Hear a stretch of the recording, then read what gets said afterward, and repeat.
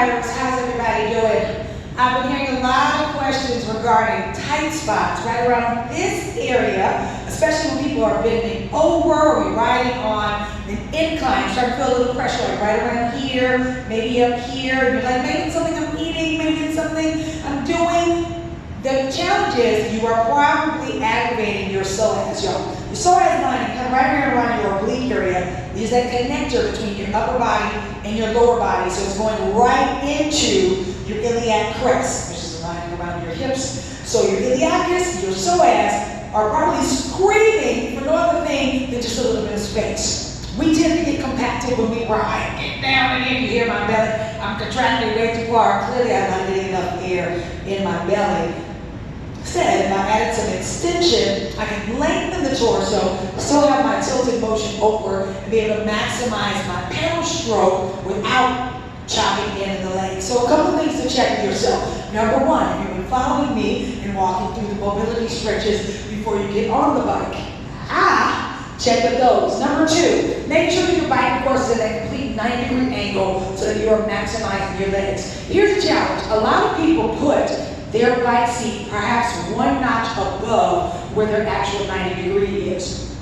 And if that's the case, then even though they're trying to pedal downward, their toes are ending up pointing downward because your toe realizes that it has to reach a little farther to get to your pedal. So always make sure you're at that complete 90-degree in the seat so you can maximize that complete lift and lower. Secondly, we just get tired. We're working and we're pedaling and we're moving, and whether or we have spin shoes or when your feet are inside the brackets, we just kind of let it drop. And as soon as we let these toes drop, we're straightening the knee sends a message to the hip that needs reinforcement, and there goes that iliacus, there goes that psoas, that has to tighten up a lot more instead of just giving the body the space it needs so that these big muscles, the legs can get into the work. Now, some of us just ride so much. We love riding class so much. We take it all the time, and that's great. We might not be completing our post stretch. We have our hamstring stretches, we have our quadricep stretches, but aren't we stretching and opening up that space on the psoas line or right at the top of the quadricep? If you're like me, hyperflexive, not that flexible at all anyway, so you might need a little love after class to really help loosen up these legs. Simple stretch. You can even use your bike seat at the end of class. Say your knee down. I'm going to bring myself in. I can just set my knee right here on the bike seat. I'm in my 90-degree angle, that kneeling runner's lunge.